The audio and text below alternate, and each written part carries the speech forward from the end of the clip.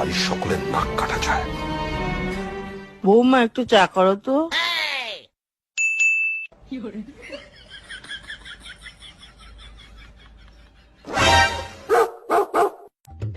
বলছি 3 কাপের বেশি জল নিও না, 1 কাপ দুধ দিও কিন্তু, আর 1 চামচ চা পাতা, বেশি লিকার যেন না হয়।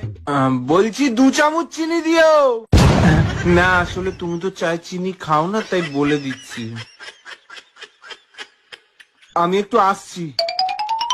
কি গো, চা হয়ে গেছে? এই তো বসিয়েছি তো। প্রেসার কুকারে? হ্যাঁ, আমি যেটা পেয়েছি সেটাতেই বসিয়েছি। এই গ্যাসটা জ্বালাবে না? তুমি আমাকে জ্বালাতে বলেছিলে নাকি? আরে গ্যাস জ্বালানোর কথাটাও আমাকে বলে দিতে হবে? আজকে মা বৌমার হাতে প্রেসার কুকারে বানানো চা খাবে। মানে সত্যি না, অনেকক্ষণ হলো, এবার চাটা দেখে নি।